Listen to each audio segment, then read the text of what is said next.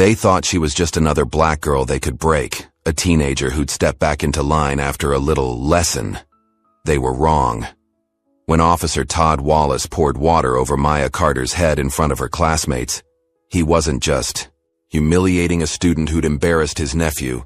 He was awakening a war, because Maya's father, Colonel Daniel Carter, hadn't spent 2 decades in Delta Force to watch his daughter terrorized in her own hometown. What follows isn't just justice. It's a surgical dismantling of corruption by a man who specializes in making enemies disappear. They came for the wrong black girl, and they never saw the shadow behind her. Just before we get back to it, I'd love to know where you're watching from today, and if you're enjoying these stories, make sure you're subscribed because tomorrow's special episode is one you definitely don't want to miss. The morning sun filtered through Maya Carter's bedroom, curtains as her alarm blared. She reached over, silencing it with a practiced tap before sitting up. Her room was neat but lived in, walls adorned with photos of family, academic awards, and a few military mementos from her father's career. Maya stretched and grabbed her phone, seeing a notification that made her smile. A voice message from her dad. She pressed play and Colonel Daniel Carter's deep, reassuring voice filled the room. "Morning, sunshine. Different time zone, can't sleep, so I thought I'd check in. Your debate's today, right? Remember what I taught you. Stay calm, speak clearly, and never let them see you sweat. I'm sorry I can't be there, but this mission, well, you know how it goes.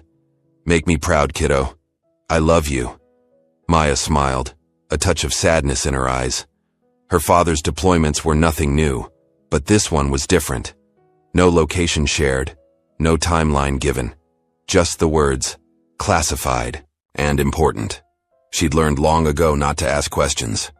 "Love you too, Dad," she whispered to the empty room before getting ready for school.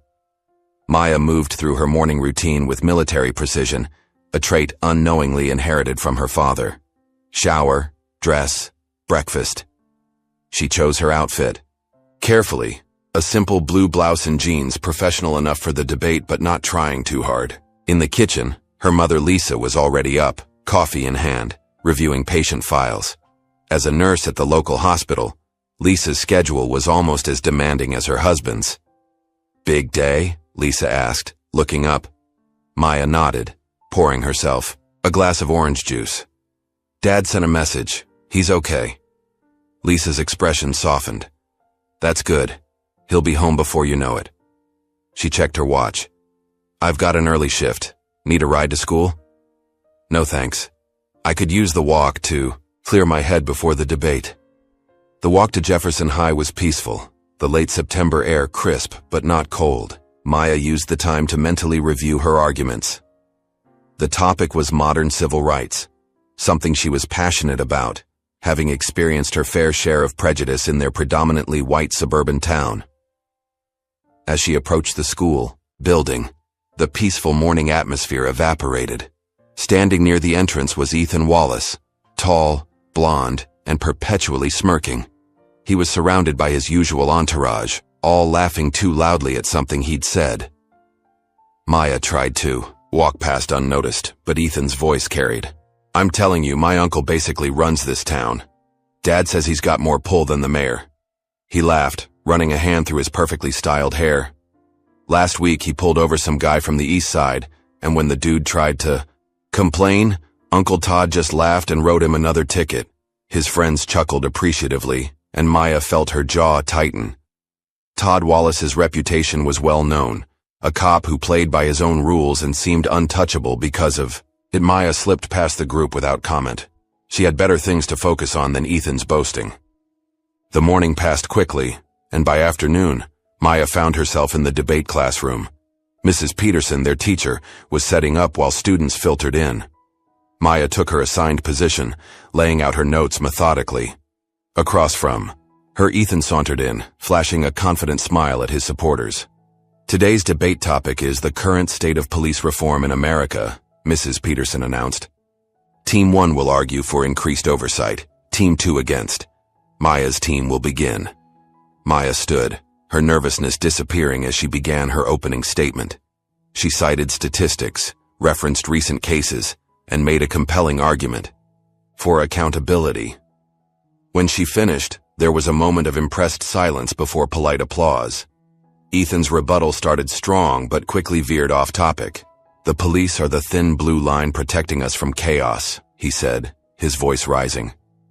"Maybe if certain communities showed more respect for authority, there wouldn't be problems in the first place." A murmur rippled through the classroom. Mrs. Peterson frowned but allowed him to continue. When Maya's turn came again, she spoke calmly.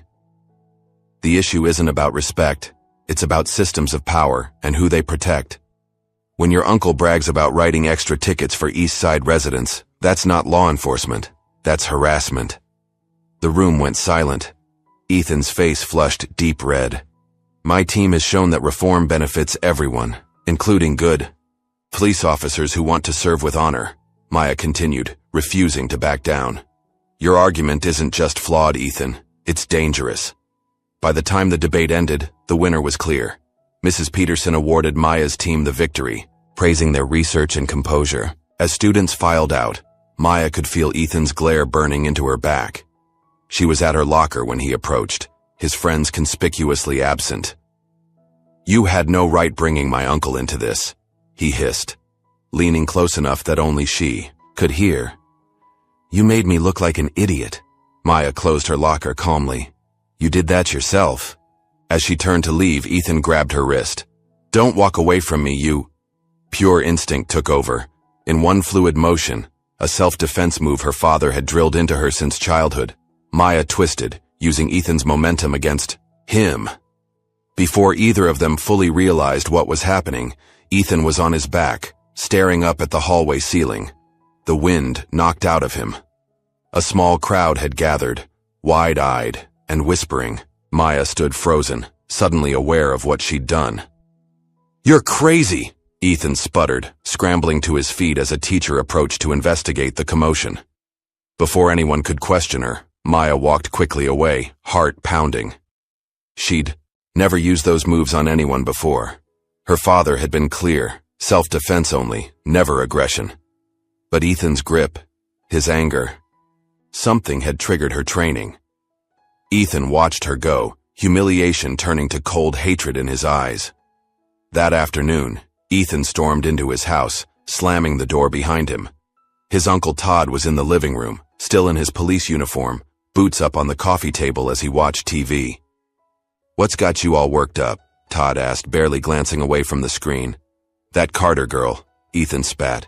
"She embarrassed me in debate, then attacked me in the hallway, flipped me onto the ground in front of everyone."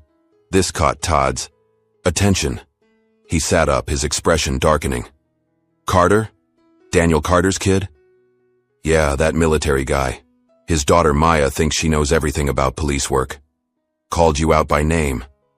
Todd set down his beer, a slow, dangerous smile spreading across his face. "Did she now?" He pulled out his phone, sending a quick text. "Jake, get over here. Got a little situation that needs handling." Within 20 minutes, Officer Jake Miller was there, lounging on the couch beside Todd, as Ethan recounted his version of events, now featuring a much more aggressive Maya and an entirely unprovoked attack. "Girl needs to learn some respect," Jake said, nodding. Todd's eyes narrowed. "Daniel Carter's deployed again. Heard it at the station. Wife works long shifts at the hospital." He turned to Ethan. "Which way does she walk home?" "Down Oakwood, usually." Todd and Jake exchanged looks, a silent understanding passing between them. "Time to put some fear into this one," Todd said, standing up and adjusting his belt. "Show her how things work in our town." Maya walked home alone that afternoon, unaware of the conversation that had taken place. The fall leaves crunched beneath her feet as she replayed the day's events. The debate had gone well, but the incident with Ethan troubled her. Would there be consequences? Should she tell her mom? Lost in thought, she barely registered the police cruiser slowing beside her until a voice called out, "Maya Carter?" She stopped, turning to see two officers watching her from their vehicle. The driver, older, with cold eyes and a thin smile. She recognized as Todd Wallace. The younger one must be his partner. "Yes?" she responded cautiously. "We need to have a chat about what happened at school today," Todd said. his tone falsely pleasant as both officers stepped out of the car. "I was defending myself," Maya said firmly, though her heart raced. "Ethan grabbed me first," Jake snorted. "That's not what we heard. Sounds like you assaulted the kid for no reason." "That's not true," Maya protested. "There were witnesses." "Witnesses can be confused," Todd said, stepping closer. "What we have here is a case of a student with a violent outburst. Ethan's my nephew, sure, but I'm a professional. I just want to make sure everyone gets treated fairly." The way he emphasized fairly made Maya's skin crawl. "I think you should apologize to Ethan," Todd continued. "Keep this from becoming a bigger issue." Maya straightened her shoulders. "I won't apologize for defending myself." Something cold flashed in Todd's eyes. In one quick movement, he grabbed Maya's arm and pushed her against the police car, her cheek pressed to the cool metal. "Listen carefully," he whispered, his mouth close to her ear. "This town has rules. My rules. Your daddy isn't here to protect you." Maya remained silent, heart hammering as Jake laughed softly.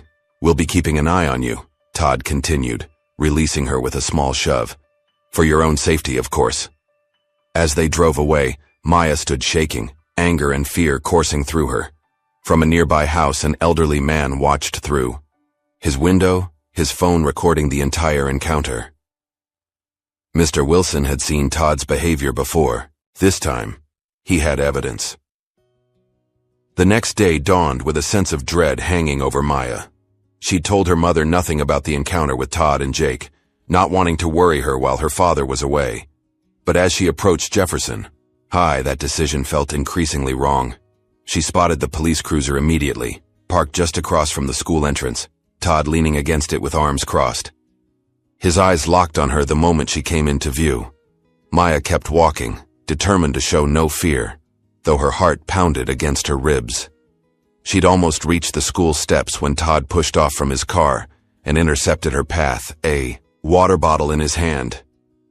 "Morning, Maya," he said, loud enough for nearby students to hear. His voice was friendly, but his eyes were cold as stone. "Thought you might be thirsty after your walk." Before she could respond, he unscrewed the cap and slowly, deliberately poured water over her face and down the front of her shirt.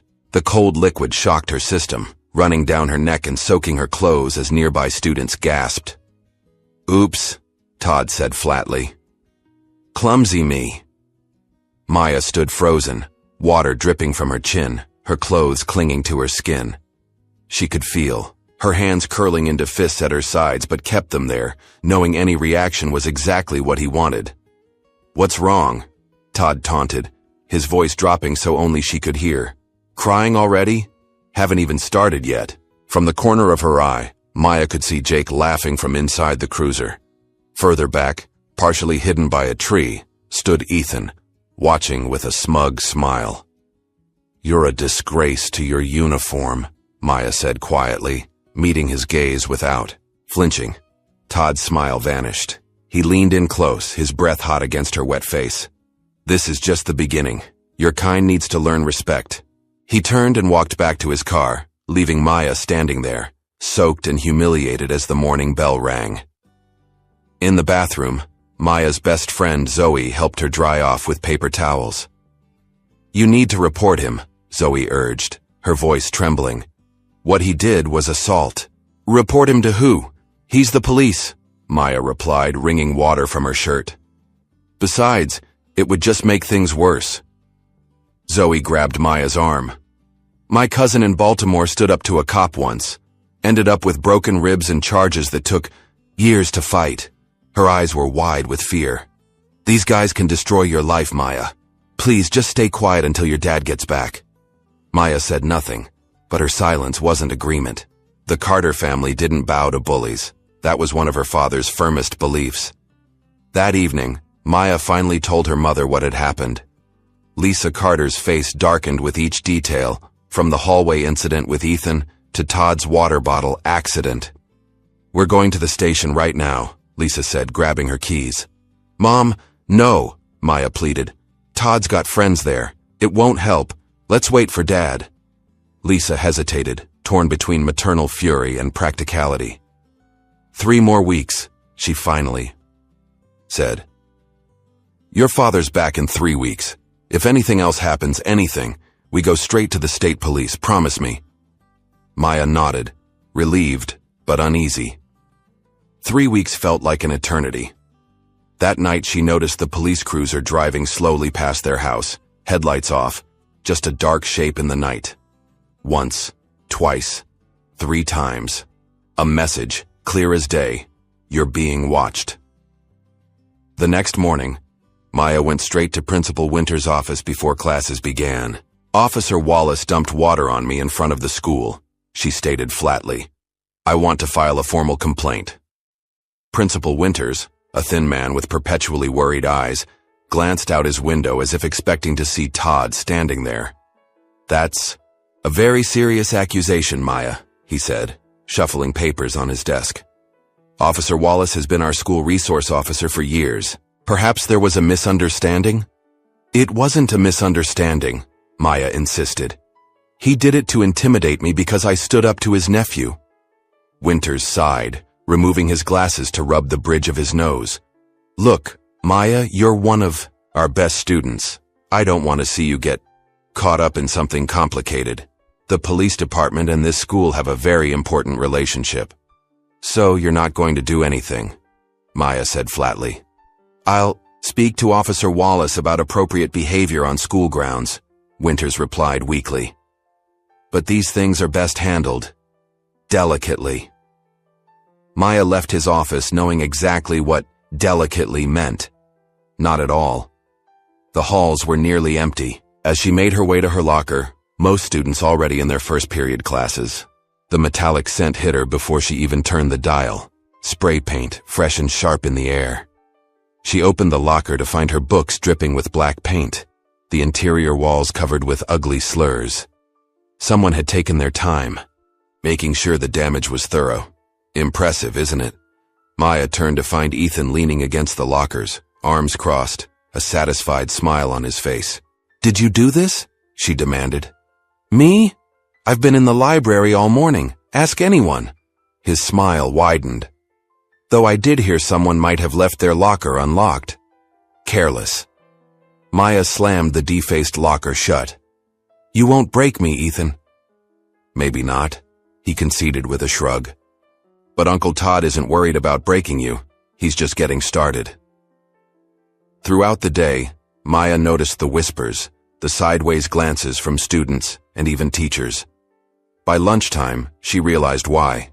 Rumors were circulating that she had a violent record, that she'd been kicked out of her previous school, that her father's military career was in jeopardy because of her behavior. Zoe confirmed it during lunch, her voice low. They're saying Officer Wallace has your juvenile record, that you beat up some girl at your old school. I've never had a record, Maya said incredulously. We've lived here my entire life. You've known me since kindergarten. I know that, Zoe said helplessly. But people are believing it. Officer Wallace is respected, feared, anyway. After school, Maya avoided her usual route home, cutting through the park instead. She was nearly to the other side when a police cruiser pulled up on the parallel street, blocking her path at the park exit. Todd and Jake stepped out, Todd tossing a small object between his hands. Going home the long way? Todd called out. Smart. I'd be avoiding me too. Maya stopped, maintaining distance. What do you want?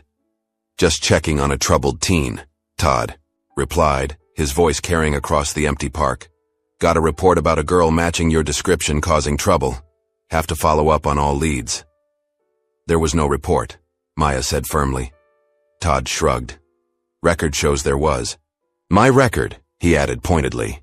He tossed the object he'd been holding and it landed at Maya's feet, her school ID card. She stared at it in shock. Found that in evidence lockup, Todd said casually, along with a bag of something that would get you expelled. Strange how these things turn up. You're planting evidence, Maya said, the realization hitting her like a physical blow. That's a crime, Jake laughed. Who's going to stop us? Your dad? He's halfway around the world. By the time he gets back, you could be facing charges, expelled. Reputation ruined. Todd gestured for Maya to pick up her ID. When she bent to retrieve it, he continued in a lower voice. Ethan wants to see you broken. Me? I just enjoy the game. His smile turned vicious. We're planning something special, something that will leave you and your family begging for mercy. After they drove away, Maya stood rooted to the spot, their words echoing in her mind. This wasn't just harassment anymore. It was a threat against her entire family. That night, Maya sat on her bed staring at her phone. The temptation to call her father was overwhelming, but military protocol was clear. Emergency calls only during classified missions, and even then, they might not reach him immediately. A text from Zoe lit up her screen. Are you okay? Heard they cornered you in the park. News traveled fast in Jefferson. Maya typed back a quick, I'm fine, before setting her phone aside. She wasn't fine, but admitting it wouldn't help. Outside, the same police cruiser rolled past the house again, a silent reminder that Todd Wallace was watching, waiting, planning his next move. Maya closed her curtains, but the feeling of being hunted remained. In the darkness of her room, she made a decision. She wouldn't wait for her father's return to fight back. She'd start now, documenting everything, gathering evidence. If Todd Wallace wanted a war, he'd find the Carter family was more than prepared to give him one. What he didn't know, what would soon become terrifyingly clear, was that he hadn't just targeted any military man's daughter. Colonel Daniel Carter was one of the most feared Delta Force commanders in modern warfare, a man who specialized in making enemies disappear without a trace. And he was coming home. Maya sat at the kitchen table, absent-mindedly pushing scrambled eggs around her plate. The past 3 weeks had been a relentless nightmare. The rumors at school had intensified, her locker had been vandalized twice more, and Todd's cruiser had become a fixture outside their house at night. She'd taken to documenting everything in a journal, collecting what evidence she could, but the constant pressure was wearing her down. Her mother entered the kitchen, already dressed in her scrubs for the morning shift. You're up early, Lisa remarked, pouring herself coffee. Her eyes lingered on Maya, noting the dark circles that had become permanent fixtures under her daughter's eyes. Couldn't sleep, Maya replied simply. Lisa sighed, setting her mug down. I've been thinking, maybe we shouldn't wait for your father. I could take the day off and we could drive to the state police headquarters. Before Maya could respond, the front door opened. Both women froze, then relaxed at the familiar sound of heavy boots in the hallway. Colonel Daniel Carter stood in the kitchen doorway, his tall frame filling the space. His military haircut was slightly grown out, and stubble shadowed his jaw. Though he smiled at the sight of his family, his eyes, sharp and observant, immediately picked up on the tension in the room. Surprise, he said, dropping his duffel bag. Lisa was across the room in seconds, wrapping her arms around him. Maya followed, burying her face in her father's chest, inhaling the familiar scent of his cologne mixed with the sterile airport smell. You're early, Lisa said, her voice muffled against his shoulder. Mission wrapped up ahead of schedule, Daniel replied, keeping one arm around each of them. Thought I'd surprise you. He pulled back slightly, looking down at Maya. His expression shifted as he noticed something. The faded bruise on her wrist, mostly healed but still visible. His smile faded. What happened? He asked, his voice dropping to that quiet register that Maya recognized as far more dangerous than any shouting. Maya glanced at her mother, who nodded encouragingly. Let's sit down, Dad, Maya said. There's a lot to tell you. For 20 minutes, Daniel Carter listened without interruption as Maya recounted everything. The debate with Ethan, the confrontation in the hallway, Todd's escalating harassment, the vandalism, the threats. His face remained impassive, but his eyes grew colder with each detail. When she finished, he asked only one question. Who did this? Officer Todd Wallace, Maya answered, and his partner, Jake Miller. Daniel nodded, once, processing the information with military precision. Lisa, you should get to work. Don't want you to be late. His tone was gentle but firm. "Maya, you're staying home from school today." "But I have a test in—" "You're staying home," he repeated, his voice leaving no room for argument. After Lisa left for her shift, Daniel spent the morning making calls from his home office, the door closed. Maya caught fragments, names, dates, references to records that shouldn't exist. By noon he emerged, dressed in civilian clothes but carrying himself with military bearing. "I'm going out for a while," he told Maya. "Lock the doors. Don't answer. For anyone." "Where are you going?" she asked. "To have a conversation," he replied simply. The Jefferson Police Department was housed in a low brick building at the center of town. Daniel parked his truck in the visitor's lot and walked in with measured steps, noting the layout, the exits, the security cameras, old habits. At the front desk, a young officer looked up. "Can I help you, sir?" "I'm here to see Officer Todd Wallace." "Your name?" "Colonel Daniel Carter." The officer's eyebrows rose slightly in recognition, either of the name or the rank. "Let me see if he's available." 5 minutes later, Todd Wallace emerged from a back hallway, his uniform crisp, his expression neutral. He was shorter than Daniel had expected, stockier, with small eyes set in a face that seemed permanently arranged in a smirk. "Colonel Carter," Todd said, extending a hand that Daniel pointedly did not shake. "What brings you to our department today?"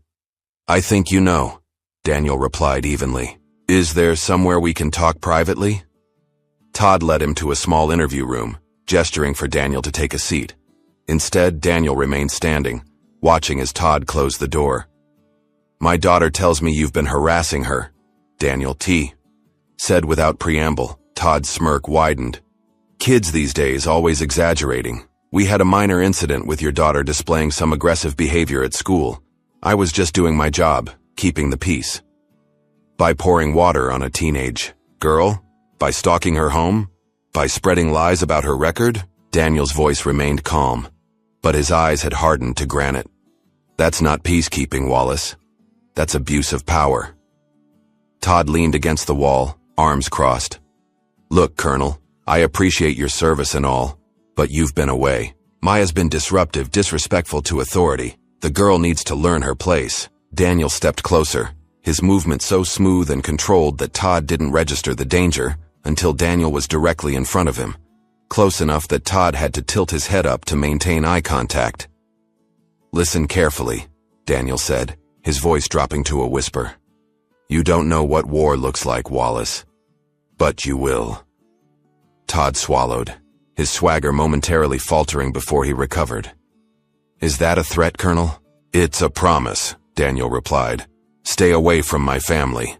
As Daniel turned to leave, Todd called after him. "What's your plan here exactly? We're the law in this town. You going to call the army? Your fancy Delta Force buddies?" Daniel didn't bother to turn around as he opened the door. "I don't need the army for this." Back at the station's break room, Todd recounted the encounter to Jake and 2 other officers, his voice loud enough to carry. "Military guy thinks he's tough shit," he laughed, cracking open a soda. "Like I'm going to be scared of some by-the-book soldier." Jake looked less certain. "Delta Force though, man. Those guys aren't regular army." "So what?" Todd scoffed. "What's he gonna do? Call the army? We've got badges, guns, and the whole system behind us. He's got nothing." He crushed the empty can in his fist. "In fact, I think it's time we stepped things up, show the Carters exactly who runs this town." That evening, Daniel sat at the kitchen table with Maya and Lisa, maps of the neighborhood spread out before them. He'd spent the afternoon making more calls, gathering information, and setting up surveillance cameras around their property. Small, military-grade devices that could capture clear images even in darkness. "The important thing is documentation," Daniel explained, showing them how to access the camera feeds on their phones. "Every interaction, every sighting, every threat, all of it gets recorded." "Do you think they'll back off now that you're home?" Lisa asked. Daniel shook his head. "Men like Wallace don't back down when challenged. They escalate, which is exactly what I'm counting on." Just before midnight, Maya was awakened by the sound of car engines outside. She peered through her bedroom curtains to see 3 police cruisers parked across the street, headlights off. Through the security app her father had installed, she watched as 6 officers, led by Todd and Jake, approached their front door. She rushed to her parents' bedroom, but her father was already up, calmly putting on a jacket. "Get your mother, and go to the basement," he instructed. "Use the panic room if necessary." "Dad." "Now, Maya," he said firmly. Before she could argue further, the sound of heavy pounding on the front door echoed through the house, followed by Todd's voice. "Police, open up! We have a warrant!" Daniel checked his phone, viewing the camera feed that showed Todd waving a paper, the supposed warrant. He texted someone quickly, then put his phone away. "They're lying about the warrant, aren't they?" Maya asked. Daniel nodded grimly. "Go downstairs with your mother. This will be over soon." As Maya and Lisa descended to the basement, Daniel walked calmly to the front door and opened it. Todd stood on the porch, flanked by Jake and 4 other officers. He thrust the paper forward. "Search warrant. Step aside." Daniel took the paper, scanning it with practiced eyes. "This isn't valid," he said calmly. "It's not signed by a judge." "Looks signed to me," Todd smirked, pushing past Daniel into the house. The other officers followed, spreading out through the living room. "We've had reports of illegal weapons in the home of a potentially unstable veteran. Very concerning." Daniel remained by the door, watching as the officers began opening drawers and overturning furniture. Their actions were deliberate, destructive. This wasn't a legitimate search. It was vandalism with badges. "You know this is illegal," Daniel said quietly. Todd laughed. "Prove it. Your word against 6 officers of the law. Now where's that daughter of yours? We have some questions for her too." From the kitchen came the sound of breaking glass as Jake deliberately swept a framed family photo onto the floor. "Oops," Jake called out. "Place is a mess, Colonel." Daniel remained unnervingly still, his eyes following Todd as the officer made his way toward the basement door. "What's down there?" Todd asked. "The girl hiding?" "I wouldn't go down there if I were you," Daniel warned. Todd's hand moved to his gun. "Is that a threat?" "Just advice," Daniel replied. Ignoring him, Todd opened the basement door and descended the stairs, calling out in a sing-song voice. "Maya, come out, wherever you are." In the basement, Maya and Lisa had locked themselves in the small reinforced room that Daniel had built years ago, ostensibly as a storm shelter, but designed with multiple safeguards. Through the security monitor, they watched as Todd reached the bottom of the stairs, shining his flashlight around the cluttered space. "I know you're down here," Todd called out, his voice echoing. "You scared yet?" Under the basement table, hidden by a toolbox, Maya's phone recorded everything. The illegal entry, the threatening language, the destruction upstairs. All of it streaming to a secure server that her father had set up that afternoon. The raid lasted 30 minutes. When the officers finally left, the house was in shambles. Furniture overturned, drawers emptied onto the floor, family photos smashed. Todd had left with a parting shot. "Tell your daughter this is just the beginning." Daniel waited until the cruisers had pulled away before texting Maya that it was safe to come upstairs. When they emerged from the basement, Lisa gasped at the destruction. "Oh my God," she whispered, taking in the chaos of their living room. Daniel was already checking his phone, reviewing the footage from Maya's hidden device. His expression remained neutral, but a muscle in his jaw twitched, the only outward sign of his fury. "Maya," he said quietly, "show me that recording you made." She pulled up the video on her phone, clear footage of Todd threatening her, admitting he had no real warrant, laughing about destroying their property. Daniel watched it in silence, then nodded once. Without a word, he walked to the basement door, descended the stairs, and disappeared into the small room at the back, a space that had always been off-limits to Maya. The door locked behind him with a heavy click. Lisa put her arm around Maya's shoulders. "Let's start cleaning up," she said softly. "What's Dad doing down there?" Maya asked. Lisa's expression was grim. "What he does best. Planning." In the small, soundproofed room, Daniel Carter opened a heavy footlocker that had been concealed beneath. Storage shelves.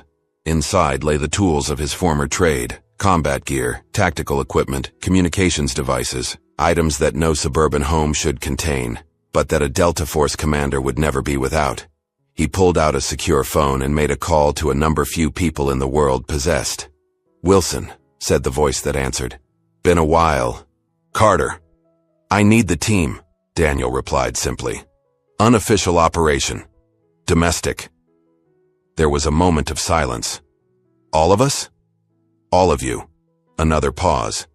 "Consider it done. What's the timeline?" Daniel's eyes hardened as he stared at the wall, where he'd pinned a photo of Officer Todd Wallace. 48 hours. This ends now. The next morning, Daniel sat at the kitchen table reviewing files on his laptop, while Maya and Lisa cleaned up the last of the mess from the raid. The doorbell rang, and Daniel checked the security camera before opening the door to an older man, Mr. Wilson, from across the street. "Colonel Carter," the man said, extending his hand. "Glad to see you're back. Been watching that officer harassing your daughter for weeks now." Daniel shook his hand. "You're the one who sent the first video." Mr. Wilson nodded. "Retired FBI. I know misconduct when I see it." He handed Daniel a flash drive. "Everything. I've recorded. That Wallace fellow's been busy, not just with Maya. Been watching him shake down businesses on the east side, too." "Thank you," Daniel said, pocketing the drive. "This helps." As Mr. Wilson turned to leave, he paused. "One more thing, Colonel. Whatever you're planning, and I know you're planning something, I want in." Daniel studied the man for a moment, then nodded. "I'll be in touch." Throughout the day, Daniel made more calls, reviewed more footage, and compiled more evidence. By evening, a comprehensive file had taken shape, not just documenting Todd's harassment of Maya, but revealing a pattern of corruption throughout Jefferson's police department. Maya watched as her father worked with military precision, his focus absolute. "You're building a case," she observed. "I'm building more than that," Daniel replied without looking up. "I'm building a trap." That night, 2 unmarked cars arrived at the Carter house. From them emerged 4 men, each moving with the same disciplined grace as Daniel. They carried duffel bags and equipment cases, which they brought directly to the basement. Maya watched from the stairway as her father greeted each man with a quick embrace. Brothers in arms reunited for a mission. "Maya," Daniel called, noticing her. "Come meet the team." She descended the stairs nervously. These were her father's elite teammates, men he'd fought alongside in places he never discussed. "Gentlemen, my daughter Maya," Daniel said, pride evident in his voice. "Maya, this is Wilson Ramirez, Thomas and Lawson, the best soldiers I've ever known." Each man shook her hand respectfully. Wilson, a tall black man with keen eyes, spoke first. "Your father says you've been fighting your own battle. Impressive." "Not impressive enough," Maya replied. "They're still winning." "Not for long," Thomas assured her, his weathered face breaking into a smile. "Your dad has a plan. Always does." For the next 2 days, the Carter house became an operations center. Maps were spread across tables, surveillance equipment was installed around town, and Maya found herself included in briefings that felt more like military planning sessions than family discussions. "Todd's gotten sloppy," Daniel explained, showing them footage of the officer accepting cash from a local business owner. "Thinks he's untouchable. That makes him vulnerable." "What's the end game here, Dad?" Maya asked during one such session. "Are you going to the FBI? The state police?" "Eventually," Daniel replied. "But first, we need Todd to incriminate himself completely. And for that, we need bait." Maya understood immediately. "Me?" Daniel nodded, his expression grim. "You'd be the most convincing. But it's your choice, Maya. Say no, and we find another way."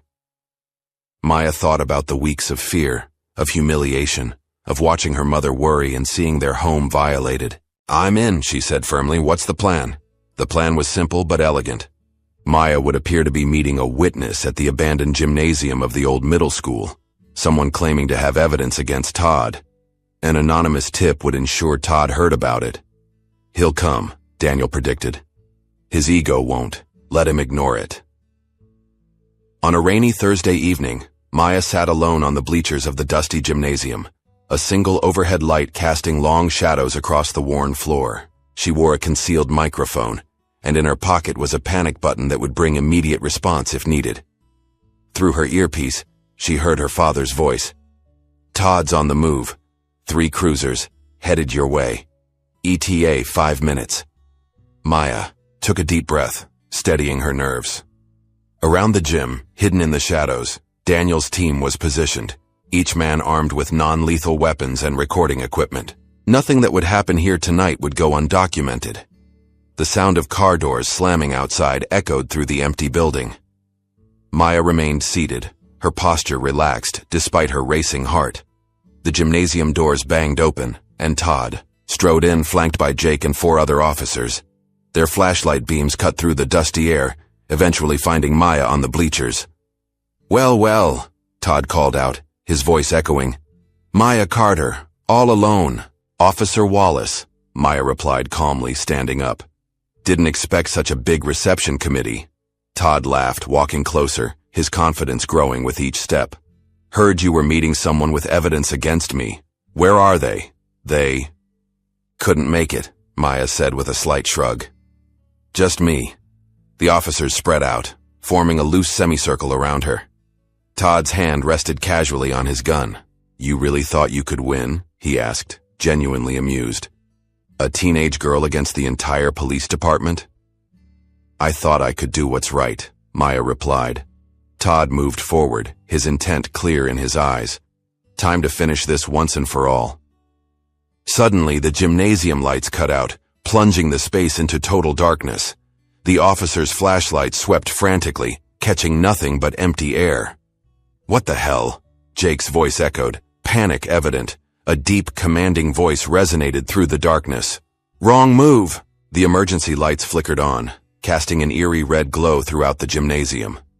Todd and his men found themselves surrounded by shadows that hadn't been there moments before. Daniel's team, positioned at every exit, silent and calculating. Daniel himself stepped forward into the light, his presence causing Todd to take an involuntary step back. "Colonel," Todd said, forcing a laugh that didn't reach his eyes. "This is a police operation. You're interfering with what?" Daniel cut him off. "Your illegal harassment of my daughter, your corruption, your abuse of power." He gestured around the gym. "Did you notice we're in Jefferson County, not your jurisdiction? Did you bring a warrant this time, or are you just making it up as you go?" Todd's hand moved toward his weapon, but Wilson's voice came from behind him. "I wouldn't." Todd froze, suddenly aware of how completely outnumbered he was, not in bodies, but in skill and preparation. His officers looked to him for direction, their confidence evaporating. "You've got nothing," Todd bluffed. "It's your word against ours." Daniel smiled coldly. "Is it?" He nodded to Maya, who pulled out her phone and pressed play on a video, footage of Todd admitting to falsifying reports, to targeting Maya without cause, to abusing his position for personal vendetta. "That's just the beginning," Daniel continued, as Todd's face paled. "We have footage of your shakedowns on the east side, records of bribes, testimony from business owners. Mr. Wilson over there," he nodded to the elderly neighbor who had emerged from the shadows, "is retired FBI. He's been documenting your activities for months." Jake took a step back from Todd, distancing himself, physically and symbolically. "You came after my family," Daniel said, his voice dangerously quiet. "That was your first mistake. Your second was thinking your badge made you untouchable." "What do you want?" Todd asked, his bravado crumbling. "Justice," Daniel replied simply. "Start by turning in your badge. Tonight. Then a full confession of every illegal act you've committed while wearing it." Todd's laugh was hollow. "Or what? You'll kill me? That'll look great for the decorated colonel." "I don't need to kill you," Daniel said. "In fact, I don't need to do anything except release what we already have. You think your department will protect you when the FBI sees this? When the governor's office gets involved? When national media picks up the story of the corrupt cop terrorizing a military family? The gymnasium fell silent as Todd processed his options, each one worse than the last. "You have 24 hours, Daniel continued. "Turn yourself in, confess everything, or we release all of it. Every video, every recording, every piece of evidence. Your choice." Todd's eyes darted between Daniel, Maya, and the exits, all blocked by Daniel's men. "This isn't over," he snarled. "You're right," Daniel agreed. "It's just beginning." As Todd and his officers backed toward the exit, Maya stepped forward. "One more thing, Officer Wallace," she called out. "My father taught me that bullies only understand one thing: strength. Thank you for proving him right." Back at the Carter house, the team reviewed the evening's success. Todd had left the gym defeated, his authority in tatters, his officers already distancing themselves from him. "He won't turn himself in," Wilson predicted, accepting a cup of coffee from Lisa. "Guys like that never do." "I know," Daniel replied. "That's why we're ready for Phase 2. Maya looked up from her laptop, where she'd been reviewing the footage from the gym. "What's Phase 2? Daniel exchanged glances with his team. "We've been gathering evidence on Todd for days, but we've only scratched the surface. Tonight, while he's panicking, trying to cover his tracks, my team is accessing police servers, collecting financial records, and interviewing witnesses who were too scared to talk before." "Is that legal?" Maya asked hesitantly. "Let's call it a gray area," Ramirez answered with a wink. "Military intelligence gathering techniques applied to civilian corruption. By morning," Daniel continued, "we'll have enough evidence to bury Todd and anyone who's been working with him. But that's not enough. We need to make sure this never happens again. Not to you, not to anyone in this town." "How?" Lisa asked. "By changing the system, not just removing one bad cop," Daniel explained. "Todd's just a symptom. The disease is deeper." Later that night, as the house grew quiet, Maya found her father in his study, reviewing footage from the neighborhood cameras. "Dad," she said softly, "I never thought it would go this far. I just wanted the harassment to stop." Daniel looked up, his expression softening. "Maya, what Todd did wasn't just harassment. It was abuse of power, one of the most dangerous things in a free society. Men like that don't stop. They escalate. The next family he targeted might not have had our resources or training." He pulled up a file on his computer, photos of other victims, other instances of Todd's corruption. "This was never just about us." Maya nodded, understanding dawning. "So what happens now?" "Now," Daniel said with grim satisfaction, "we wait for Todd to make his next move. And he will. Men like that always do." As if on cue, Daniel's phone buzzed with an alert from the security system.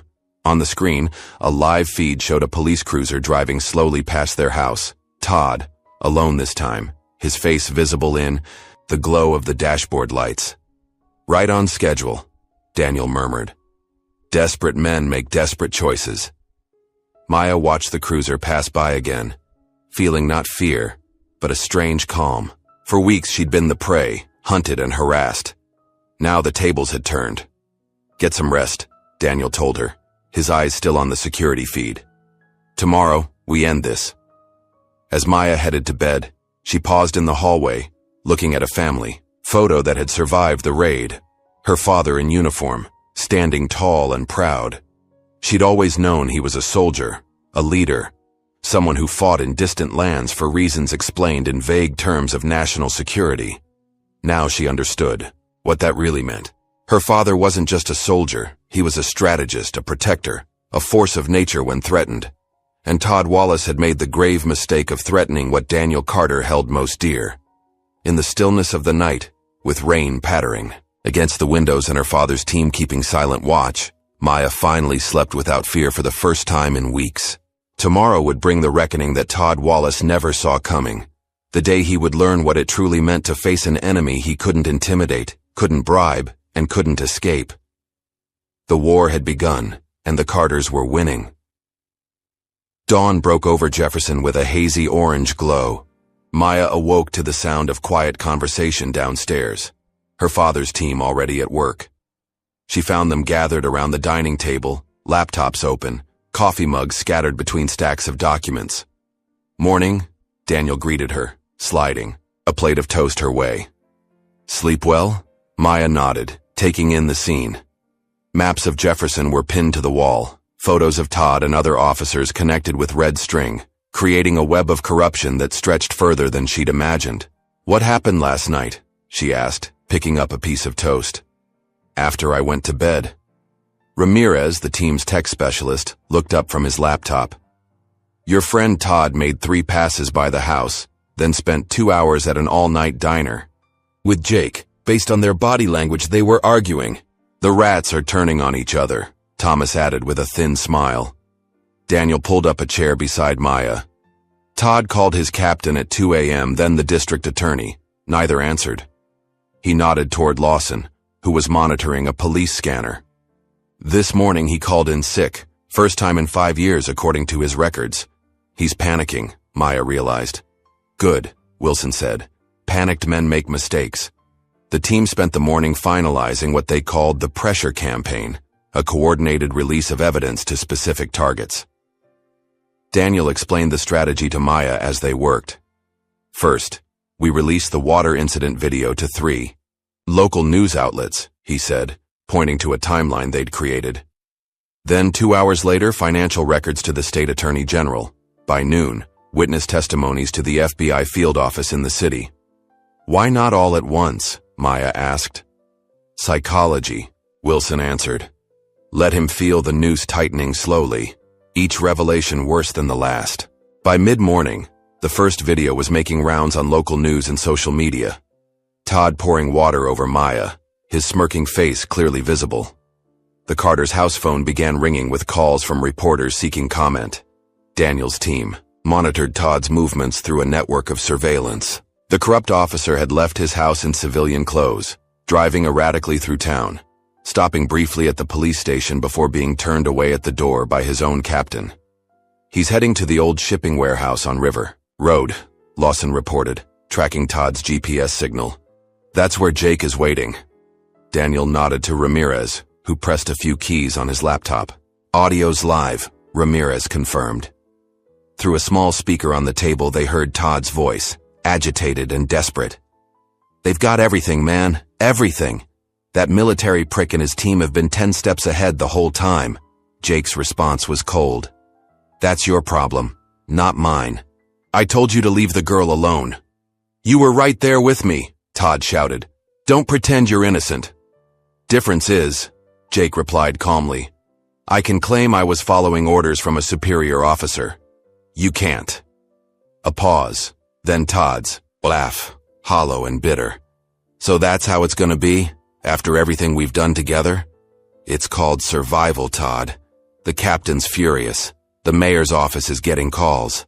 That video of you pouring water on the Carter girl is everywhere."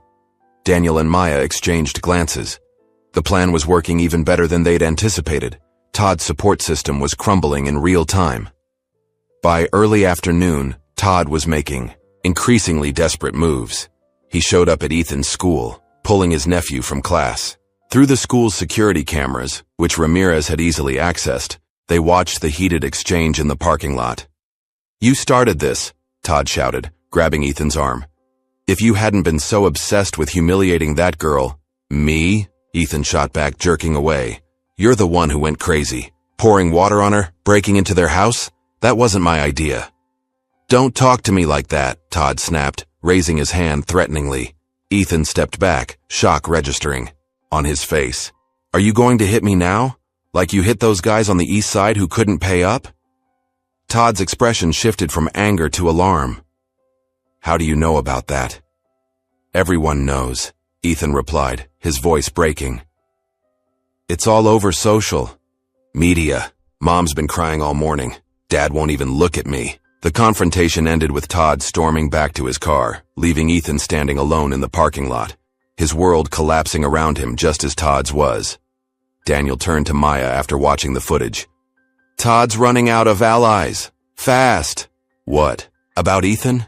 Maya asked, surprising herself with the question. Daniel studied his daughter. "What about him?" "He looks broken. He helped start this, Thomas reminded her.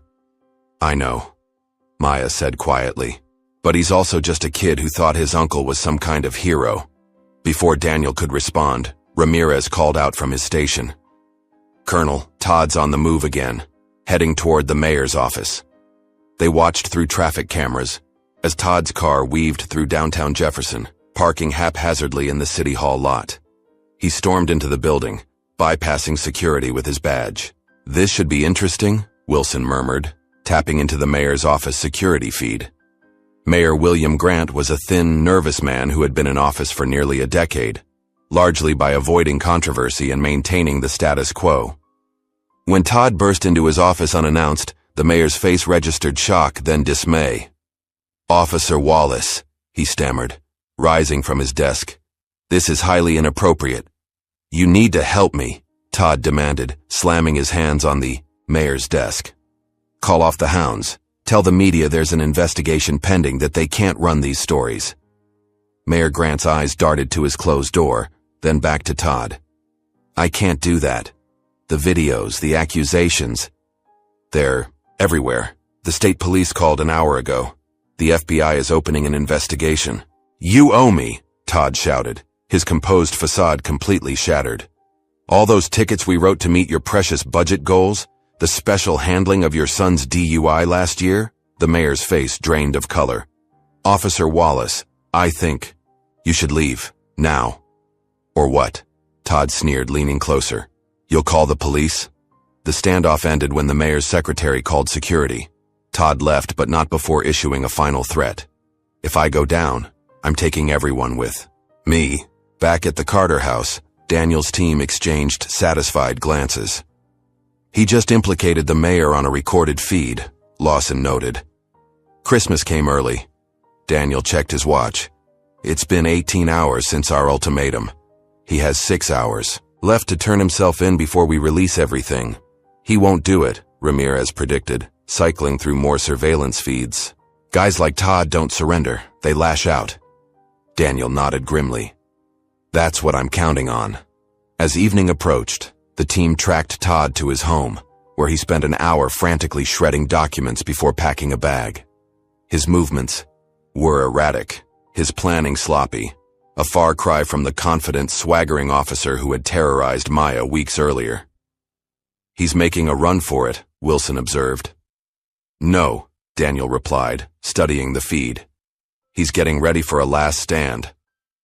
Maya, who had been helping her mother prepare dinner for the team, joined them as Todd made a series of calls from his burner phone, calls to officers who had participated in his corrupt schemes over the years.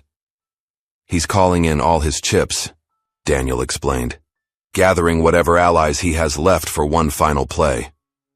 Against us? Maya asked, concern crossing her face. Daniel placed a reassuring hand on her shoulder. That's what he thinks, but he's walking right into our final trap. As darkness fell, Todd drove to an abandoned warehouse on the outskirts of town. One by one, cars arrived. 5 in total, each carrying an officer loyal to Todd or too compromised to refuse his call.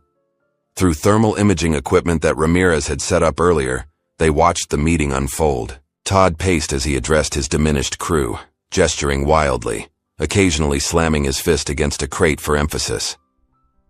He's planning something tonight, Daniel concluded, turning to his team. Wilson, Thomas, I want you in position at the north and south approaches to our street. Ramirez, maintain surveillance.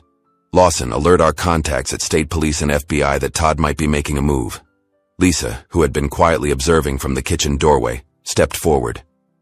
Should we leave the house? Stay somewhere else. Tonight? Daniel shook his head. That's exactly what he wants. To drive us out, make us look afraid. We stay put. But Maya, he turned to his daughter, you'll be in the panic room with your mother if anything happens. But I want to help, Maya protested. You already have, Daniel assured her. More than you know. Now it's our turn to finish this. As the team mobilized, Maya pulled her father aside. I know you're doing all this for me, but you won't hurt them, right? Even Todd. Daniel's expression softened. This isn't about hurting anyone, Maya. It's about justice. Real justice, not the twisted version Todd's been enforcing. She nodded, satisfied with his answer, though she couldn't shake the feeling that the night would end in ways none of them could predict. By 11 o'clock, the Carter house was ready. Security systems activated. Panic room prepared. Daniel's team in position. Through their surveillance network, they watched Todd's group leave the warehouse, splitting into two vehicles that headed directly toward their neighborhood. They're coming, Ramirez confirmed. ETA 10 minutes. Daniel gathered everyone in the living room for final instructions. Lisa, Maya, panic room at the first sign of trouble. No arguments. He handed Lisa a secure phone. This connects directly to state police. If anything happens to us, press the red button. As Lisa and Maya headed reluctantly to the basement, Daniel turned to his team. Non-lethal responses only. We're soldiers, not vigilantes. The men nodded, checking equipment one last time. They had disabled most of the streetlights, plunging the neighborhood into an unusual darkness that would disorient Todd and his men, while giving Daniel's team, equipped with night vision, a significant advantage. At precisely 11:17 p.m., Todd's two vehicles entered the neighborhood, driving with headlights off. They parked 3 houses away, and 6 figures emerged, moving with poor imitations of tactical formation toward the Carter home. Amateurs, Wilson muttered over the comms from his position. They're not even checking their flanks.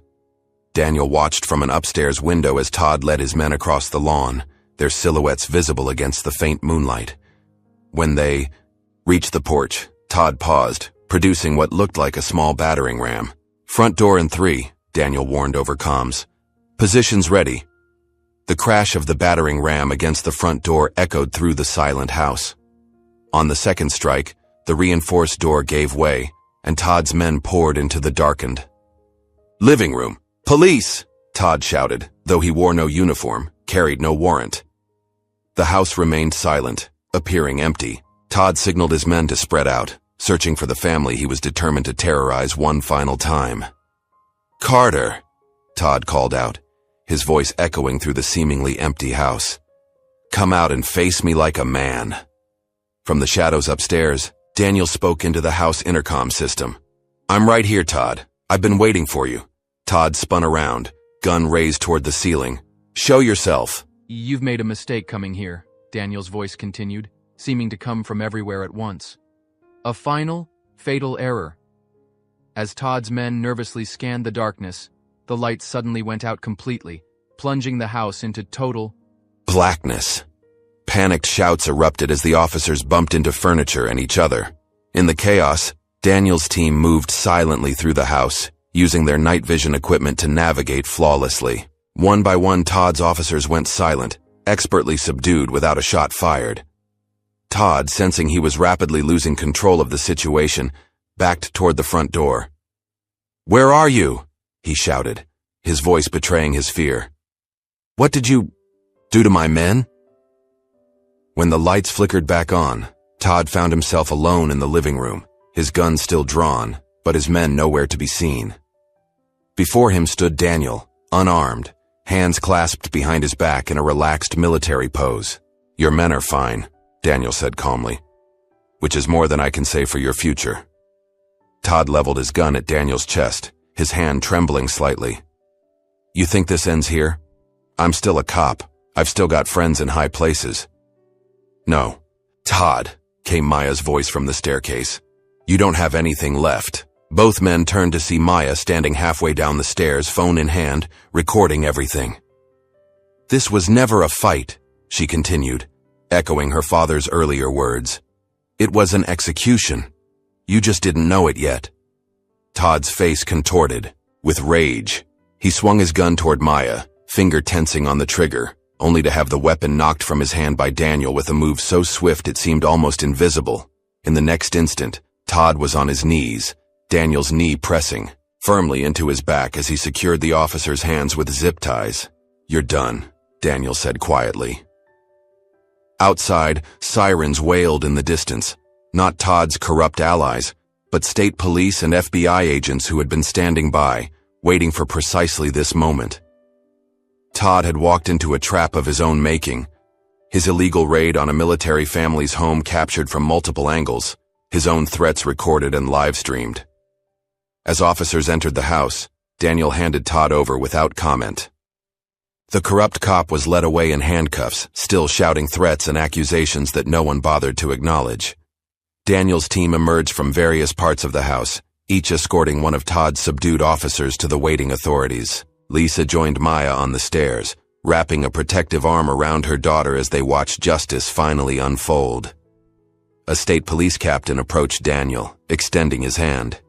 "Colonel Carter, we've been monitoring this situation since your first report. Impressive work.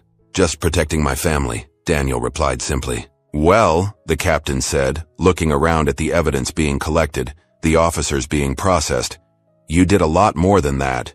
You may have cleaned up an entire department."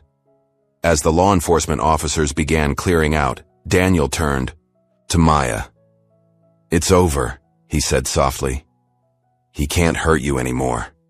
Maya nodded, tears of relief finally coming after weeks of fear and tension. "I know, Dad. I know." The days following Todd Wallace's arrest unfolded like a carefully orchestrated symphony of justice. Morning news shows led with aerial footage of the disgraced officer being escorted from the Carter home in handcuffs. By afternoon, headlines declared a corruption earthquake shaking the foundations of Jefferson's police department. Maya watched it all unfold from the quiet safety of her living room, her father's team gradually dispersing as their mission concluded. Ramirez was the last to leave, ensuring all surveillance equipment was properly removed and all digital footprints erased. "You did good, kid," he told Maya before departing. "Most civilians would have broken under half the pressure you handled." "I'm a Carter," she replied with a small smile. "We don't break easily." On the third day after the raid, Daniel received a call from the state police commissioner requesting a meeting. He returned home that evening with news that surprised even his tactical mind. "Todd's singing like a canary," he told Maya and Lisa over dinner. "Implicating everyone. Fellow officers, the captain, even the mayor. It's like a dam broke." "Why would he do that?" Lisa asked. "I'd have expected him to fight every charge." "Self-preservation," Daniel explained. "His lawyer showed him all our evidence. There's no way out for him except to cooperate and hope for a reduced sentence." Maya pushed her food around her plate. "What happens to the other officers? The ones who helped him?" "Case by case," Daniel replied. "The ones who were just following orders might get reassigned or suspended. The ones who were actively corrupt," he shrugged, "they'll face charges."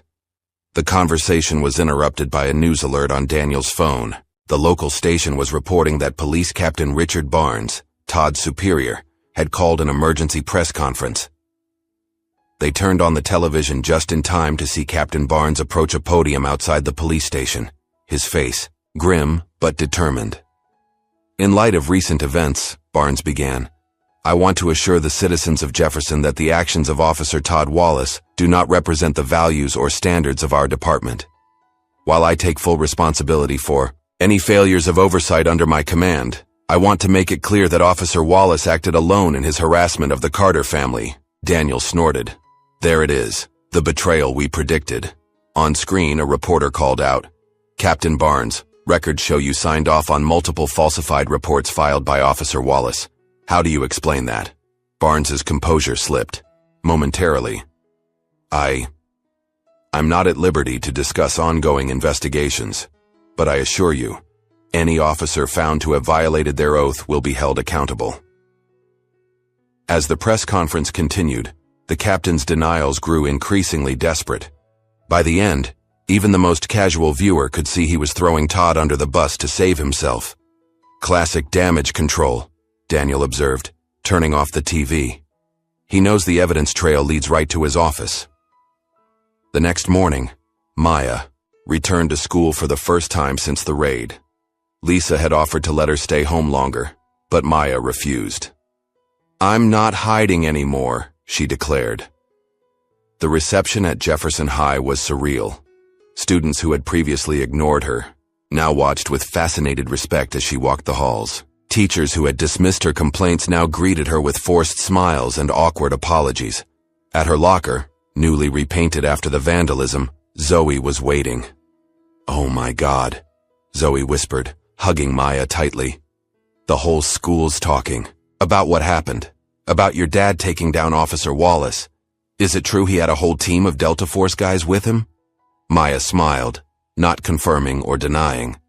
"It's good to see you too, Zoe." As they walked to class together, Maya noticed a familiar figure standing alone at the end of the hall.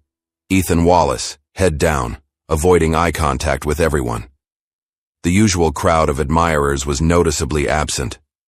His parents pulled him out. "Yesterday," Zoe explained, following Maya's gaze.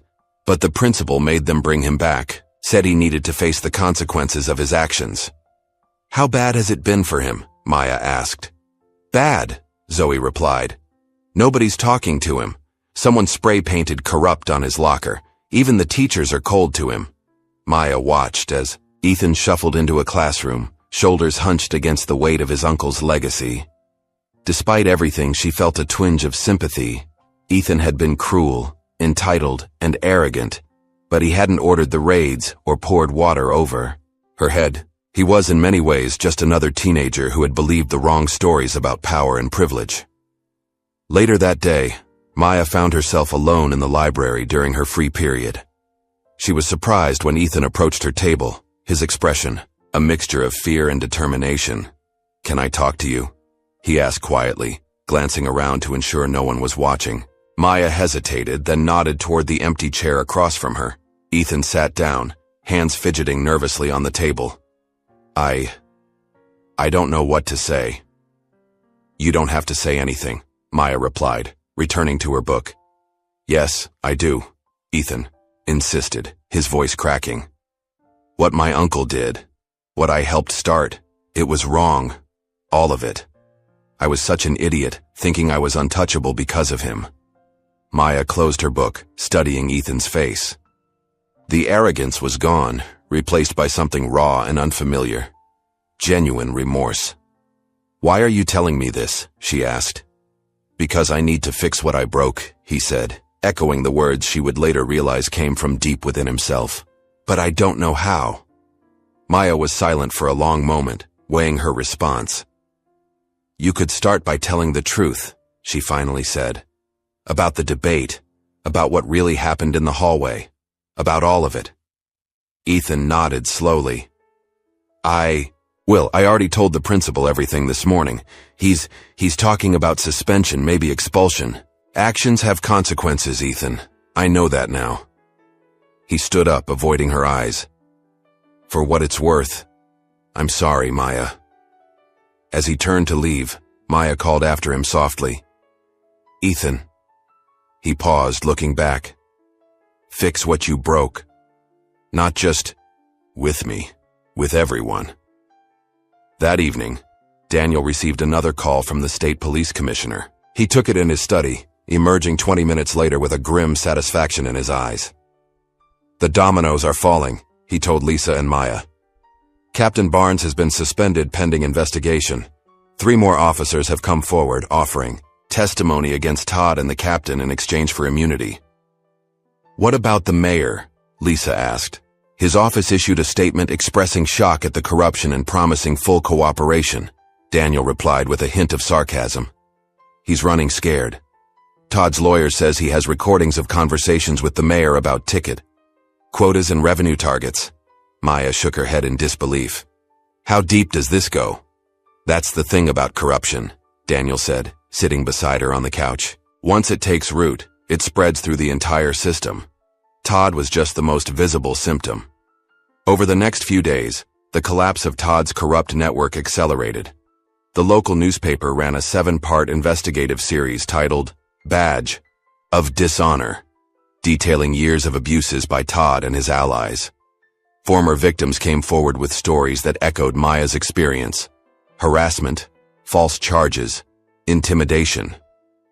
The district attorney announced a special task force to review every case Todd had been involved with over the past decade. The city council held emergency sessions to discuss police reform and oversight. What had begun as one officer's vendetta against a teenage girl had exposed systemic failures throughout Jefferson's power structure. A week after Todd's arrest, Daniel received an unexpected visitor, Detective Sarah Reynolds from the state police. She brought news that Todd's preliminary hearing had been scheduled, along with a request that Maya consider testifying. "Your statement would be powerful," Detective Reynolds explained. "But I understand if it's too difficult." Maya looked to her father, who nodded encouragingly. "It's your choice, Maya. No one would blame you for wanting to put this behind you." "I'll do it," Maya said firmly. "People need to hear what happened, all of it." Later that evening, after Detective Reynolds had left, Daniel found Maya sitting on the back porch, staring thoughtfully at the sunset. "You sure about testifying?" he asked, joining her. "Yes," she replied without hesitation. "Dad, when this started, I just wanted Todd to leave me alone. But now I see it was always bigger than me. If I don't speak up, who will?" Daniel smiled with quiet pride. "You know, your mother and I raised you to stand up for what's right. But watching you do it, seeing your strength through all this, it's humbling." "I learned from the best," Maya said, leaning against his shoulder. As darkness fell over Jefferson, miles away in the county detention center, Todd Wallace sat alone in his cell. His lawyer had just left after delivering the latest blow. Jake Miller, his former partner and friend, had agreed to turn state's witness. In exchange for a reduced sentence, Jake would testify about years of corrupt practices, excessive force, and illegal activities. Todd's empire hadn't just crumbled, it had collapsed completely, burying him beneath the wreckage of his own making. As he stared at the cinderblock walls of his cell, Officer Todd Wallace finally understood what Colonel Daniel Carter had meant. At their first meeting, "You don't know what war looks like, Wallace, but you will." The war had come, not with guns and bombs, but with evidence and justice. And Todd had lost before he even knew he was fighting. The next morning, Maya walked into Jefferson High with her head held high. For the first time in weeks, there were no whispers, no sideways glances, just respect. As she made her way to her locker, students parted slightly, not out of fear but a new kind of deference. She spotted Ethan at his locker, alone but standing straighter than the day before. When he saw her, he nodded once, a small gesture of acknowledgement, perhaps even gratitude. Maya nodded back, neither forgiveness nor friendship, but recognition of a lesson learned the hard way. In the principal's office, Principal Winters was clearing out his desk, another casualty of the corruption investigation. His failure to protect Maya, his deference to Todd's authority, had cost him his position. As Maya passed by the open door, he looked up, his face etched with regret. "I'm sorry, Maya," he said simply. "I should have listened to you." Maya paused, in the doorway. "Yes," she agreed. "You should have." She continued down the hall, head high, steps confident. The girl who had once been targeted for standing up to a bully was now the symbol of justice in Jefferson, a living reminder that even the most powerful corruption could be brought down by the courage of a single person who refused to be silenced. And behind her, unseen but ever present, stood the shadow of her father, the Delta Force commander who had taught her that true strength wasn't about intimidation or power, but about standing firm when the world tried to push you down. The empire had crumbled, and from its ruins, something better would rise. 2 weeks after Todd Wallace's arrest, the full moon cast long shadows across the Carters' front lawn. Inside, Daniel sat at the kitchen table with Detective Reynolds, finalizing details for the upcoming preliminary hearing where Maya would testify. "We've received credible information that some of Todd's remaining supporters might try to intimidate witnesses," Reynolds explained, sliding a folder across the table. "Nothing specific about Maya, but I wanted you to be aware." Daniel flipped through the intelligence reports with practiced eyes. Not surprising. A cornered animal is most dangerous when it has nothing left to lose. "We'll have security in place," Reynolds assured him. "But given your unique capabilities, I thought you should know what we're dealing with." After Reynolds left, Daniel found Maya in the living room, reviewing her written statement for the hearing. "Everything okay?" she asked, noticing his expression. "Just some precautions we need to take," he replied, sitting beside her. How are you feeling about tomorrow? Maya set down her notes. Nervous, but ready. She paused, studying her father's face. There's something you're not telling me. Daniel smiled despite himself. Maya had always been perceptive. Detective Reynolds believes some of Todd's friends might cause trouble at the hearing. Are they going to try to stop me from testifying? They might try. They won't succeed. Maya nodded, a determined set to her jaw that reminded Daniel of himself. I've been thinking about what I want to say, she told him. Not just about what Todd did, but why it matters. How many others might have been hurt if we hadn't stopped him? That's important, Daniel agreed. This was never just about us. That night, as the Carter family prepared for bed, Daniel's security system alerted him to movement at the edge of their property. On the monitors, he watched 3 figures in dark clothing approaching through the neighbor's yard. Amateurs, he muttered, texting Wilson and Lawson, who had remained in town as a precaution. Within minutes, they confirmed they were in position, watching the intruders. Lisa, Maya, Daniel called quietly up the stairs. Basement, now, without question, they headed for the reinforced room, practiced and calm. Daniel positioned himself in the darkened living room, night vision goggles ready, as the intruders reached the back porch. The first one tried the door, locked of course, then pulled out what appeared to be a lock-picking tool. Daniel recognized him as Officer Peter Davis, one of Todd's closest allies in the department, and one of the few who hadn't yet been suspended. 3 on the back porch, Daniel murmured into his comm. Wilson, Lawson, wait for my signal. The back door opened with a faint click, and the 3 officers crept inside, unaware they were already caught in Daniel's trap. Their whispered conversation carried clearly in the silent house. Check upstairs, Davis instructed. Find the girl. Remember, we just need the evidence she's planning to present tomorrow. No unnecessary force. And if they wake up? Another officer asked nervously. They won't, Davis replied with cold confidence, as the officers split up. Daniel allowed them to search the empty bedrooms upstairs before making his move. When Davis headed toward the basement door, Daniel activated the house's emergency lighting system, bathing the interior in a disorienting blue glow that rendered their flashlights useless. The intruders froze, suddenly realizing something was wrong. In their moment of confusion, Wilson and Lawson entered through the front and back doors simultaneously, silent and efficient. What the? Davis began, reaching for his weapon, only to find Daniel standing directly behind him, having moved through the house without making a sound. Looking for something, Officer Davis? Daniel asked calmly. The raid turned into an ambush, within seconds. Wilson and Lawson subdued the other 2 officers with practiced ease, using zip ties to secure their hands.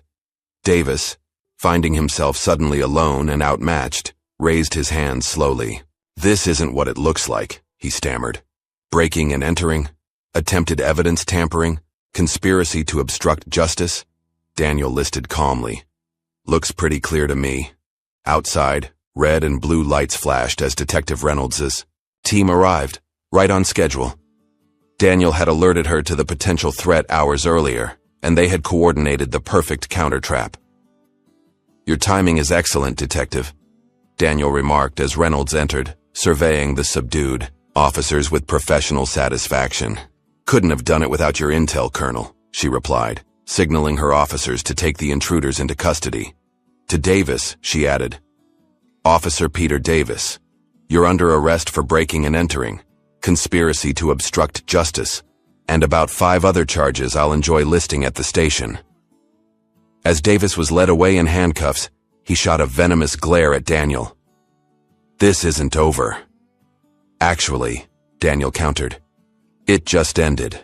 Your career, your freedom, your last chance to make the right choice, all of it over. Maya and Lisa emerged from the basement after Reynolds confirmed the scene was secure. Maya took in the aftermath of the failed raid, her expression resolute.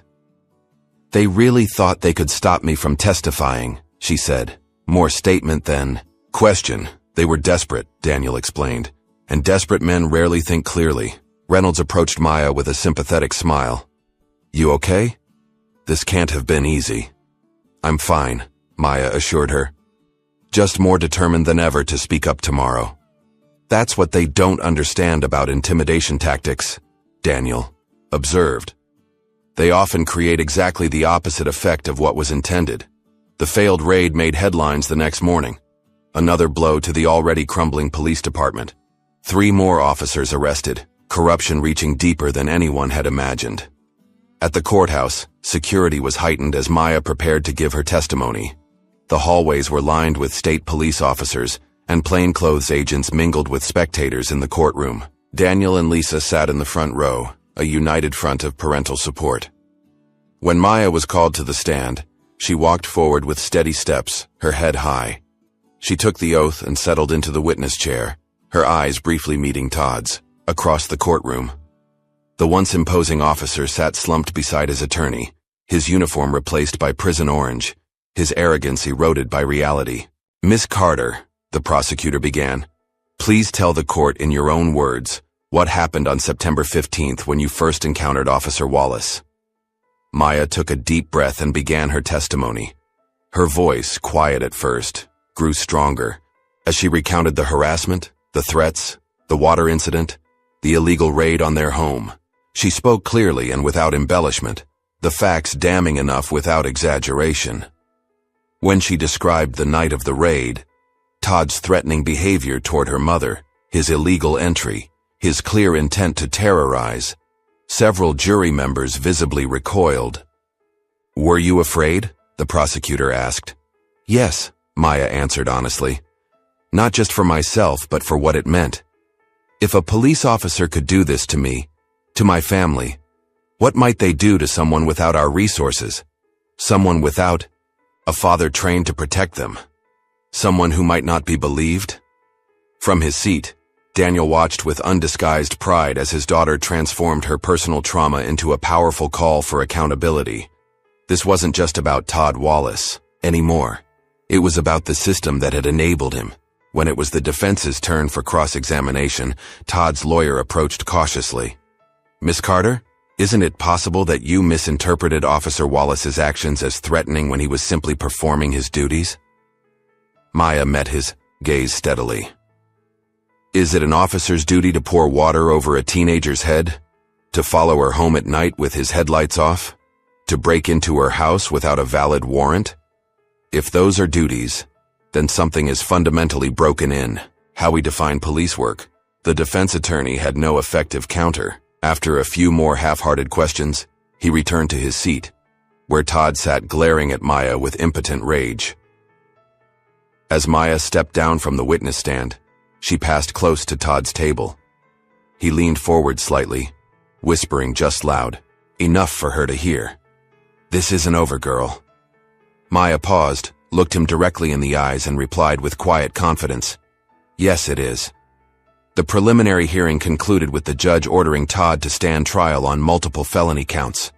As the courtroom emptied, reporters clustered around Maya and her family, shouting questions about justice and vindication.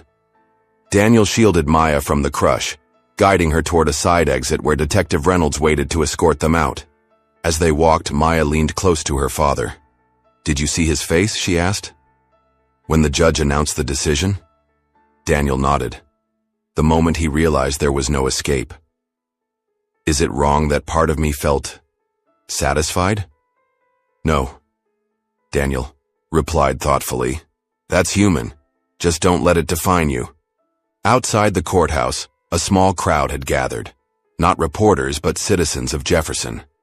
As Maya emerged, they began to applaud, softly at first, then building to a sustained show of support. Among them, Maya spotted a familiar face, Mr. Wilson, her elderly neighbor who had recorded the first confrontation with Todd. "You did good, child," he called out as they passed. "You did real good." The crowd parted to let them through, many reaching out to touch Maya's shoulder or simply nod in solidarity. This wasn't celebration of Todd's downfall, but recognition of something more important. Courage in the face of intimidation. Truth standing firm against power. As they reached their car, Daniel noticed a solitary figure standing at the edge of the parking lot, Ethan Wallace watching silently. When their eyes met, Ethan nodded once, a gesture of acknowledgement or perhaps respect, before turning away. He testified too, you know, Reynolds told them as she opened the car door. Against his uncle. Must have been hard for the kid. Maya watched Ethan's retreating figure. Sometimes doing the right thing is hard. That's what makes it matter. That night, the shadows that had lingered over the Carter house for weeks seemed to lift. The threat wasn't completely gone.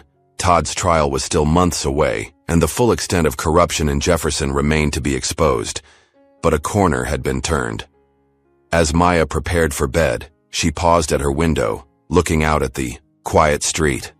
No police cruisers lurked in the shadows. No malevolent presence watched from the darkness.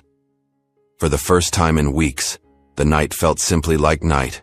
Peaceful, ordinary, safe. In the basement, Daniel locked away the last of his tactical equipment. The mission was transitioning now, from immediate protection to long-term justice. His team had dispersed, returning to their civilian lives with the satisfaction of a job well done. The war was over. The reckoning had come.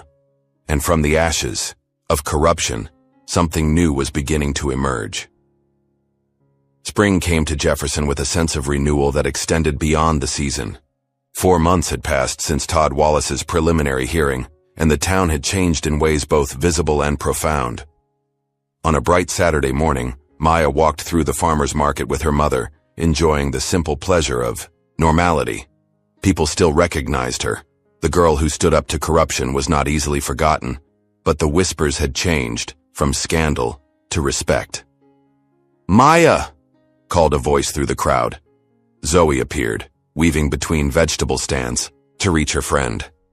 "Did you see the news this morning?" "What news?" "Todd took a plea deal," Zoe explained breathlessly. 15 years, no possibility of parole for at least 10. It's all over social media. Lisa and Maya exchanged surprised glances. "I thought he was determined to fight it out in court," Lisa said. The evidence was too overwhelming, came a familiar voice behind them. Detective Reynolds approached, looking more relaxed than they'd ever seen her. "Good morning, Carter family." "Detective," Daniel greeted her, appearing with fresh bread from the bakery stand. "Keeping tabs on us still?" Reynolds smiled. "Force of habit. But I wanted you to hear the news from an official source. Wallace accepted the plea this morning. No trial necessary." "What about the others?" Maya asked. "Davis? Jake? The captain?" "Various deals, depending on their level of involvement and cooperation," Reynolds explained. "The department's being rebuilt from the ground up. New leadership, new training, new oversight." "And the mayor?" Daniel pressed. Reynolds's expression turned grim. "Resigned last week. The investigation into his involvement is ongoing. The corruption went deeper than any of us realized." As they talked, Maya noticed people watching them, not with suspicion, but with something like gratitude. An elderly woman approached hesitantly, touching Maya's arm. "I just wanted to say thank you," she said softly.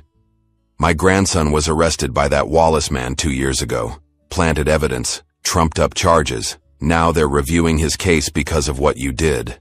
Throughout the day, similar encounters occurred, people sharing stories of their own experiences with Todd's corruption, expressing gratitude for Maya and her family's stand. What had begun as one girl's fight against harassment had catalyzed a community-wide reckoning with injustice. On Monday, Maya returned to school to find an announcement on the bulletin board. The student council was organizing a forum on civil rights and police accountability. Her name was listed as an invited speaker. Principal Morton, who had replaced Winters after his resignation, stopped Maya in the hallway. "I hope you'll consider participating," she said warmly. "Your perspective would be invaluable." "I'll think about it," Maya promised, though public speaking had never been her goal. She had only wanted justice, not recognition. As she walked to her first class, Maya passed Ethan in the hallway. Their relationship had evolved into something not quite friendship but no longer enmity, a mutual acknowledgement of a difficult shared experience. "Hey," he said, falling into step beside her. Did you hear about my uncle? The plea deal? Yeah. Ethan nodded, his expression complicated. My parents are talking about moving. Fresh start somewhere new. Is that what you want? Maya asked. I don't know, he admitted. Part of me thinks I should stay. Try to make things right here. Build something better than what he built. Maya considered this. That takes courage. I'm working on it, Ethan replied with a self-deprecating smile. Anyway, I thought you should know.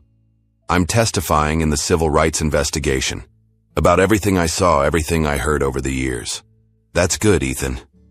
It's the least I can do. He paused at his classroom door. See you around, Maya. The changes in Jefferson extended beyond the school and police department. City council meetings, once sparsely attended, now overflowed with engaged citizens demanding transparency and accountability. A civilian oversight board was established to review police conduct. Community forums addressed issues that had festered beneath the surface for years. At the Carter home, life had settled into a new normal. Daniel had declined offers to consult on police reform in neighboring cities, choosing instead to focus on his family and their recovery from the months of stress. One evening, as Maya worked on college application essays at the kitchen table, Daniel received a phone call that brought a rare look of surprise to his face. That was General Hayes, he told Lisa and Maya after hanging up. They're offering me a position at the Pentagon, strategic security planning, civilian protection protocols, senior level. Are you going to take it? Lisa asked. Daniel glanced at Maya. What do you think? Maya considered the question carefully. I think you'd be good at it. Making systems safer, protecting people who can't protect themselves. That's what you do best. It would mean moving to D.C. next summer, Daniel pointed out, after your graduation. I've been looking at Georgetown anyway, Maya replied with a small smile. Their pre-law program is excellent. Lisa raised an eyebrow. Pre-law? When did this happen? Maya shrugged, a little embarrassed. I've been thinking about it for a while. Since everything with Todd, really. I want to understand how the law works, how it's supposed to work. Maybe become a civil rights attorney or work in police reform. Daniel nodded, pride evident in his expression. Using your experience to help others. That sounds right. A week later, Maya received an unexpected invitation. The newly appointed police chief wanted to meet with her. With some trepidation, she agreed, accompanied by her father. Chief Andrea Powell was everything Todd Wallace had not been. Thoughtful, ethical, committed to community service. She welcomed Maya and Daniel to her office, which had been transformed from Todd's cluttered domain to an organized space with community awards and family photos displayed prominently. Thank you for coming, Powell began. I wanted to meet the young woman who started this transformation. She gestured around her. None of this would have happened without your courage, Maya. I just defended myself, Maya replied modestly. You did much more than that, Powell corrected her.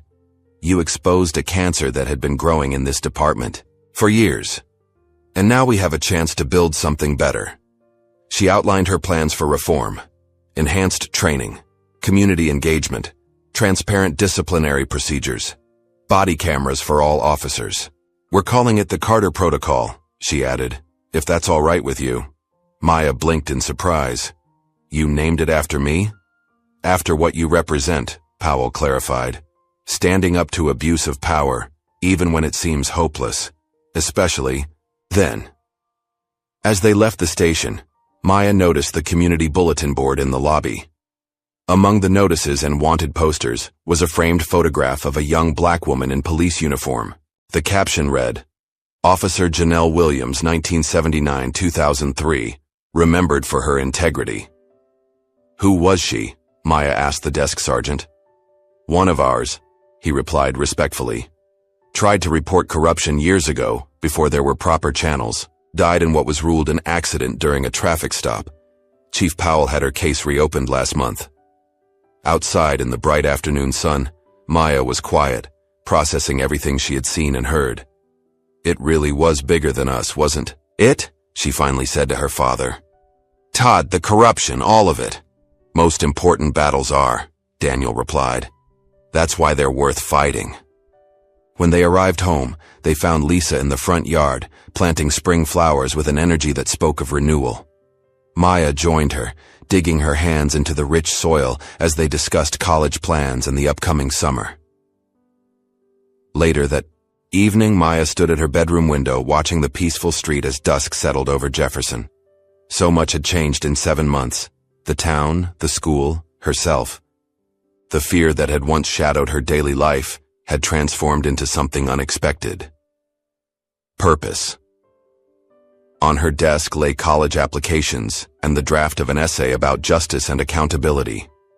Beside them, a letter from a law firm specializing in civil rights cases, offering her a summer internship before she began college. Maya thought about what Chief Powell had said, standing up to abuse of power, even when it seems hopeless. It hadn't felt like courage at the time, just necessity, survival, doing what had to be done. But perhaps that was what courage really was. Her phone chimed with a text from Zoe. Meeting tomorrow about the Student Rights Committee? Your voice matters. Maya smiled, typing back a quick confirmation. Her voice did matter. She had learned that lesson through fire and fear, through standing firm when the world tried to push her down. Downstairs, she could hear her parents talking quietly. In the kitchen, her father's deep laugh mingling with her mother's lighter one. The sound of safety, of family, of home. Maya Carter, daughter of a Delta Force commander, survivor of corrupt power, catalyst for change, turned from the window and sat at her desk, pulling her laptop close. There was work to do, a future to plan, a legacy to build. Outside, Jefferson continued its slow transformation. Inside, Maya began to write, her words flowing with newfound confidence. I learned about justice not from textbooks, but from its absence. I learned about power not from those who wielded it corruptly, but from those who stood against such corruption. And I learned that a single voice, raised in truth, can echo far beyond what anyone might imagine. The next morning, Maya walked into Jefferson High with her head held high, as students parted to make way, showing a respect born not of fear, but of admiration. She carried herself with the quiet confidence of someone who had faced darkness and emerged stronger, wiser, more determined. Over breakfast, Daniel had told her something that resonated deeply. They thought they could break you, but they didn't know who they were dealing with. Maya Carter, daughter, student, catalyst for change, smiled to herself as she headed to class, ready to continue the work that had only just begun. What would you do if the system meant to protect you became your greatest threat? Maya's story reminds us that courage isn't the absence of fear, but acting despite it. If this story of justice and accountability moved you, please like, subscribe, and share. For more stories that challenge our understanding of power and resilience, hit that notification bell.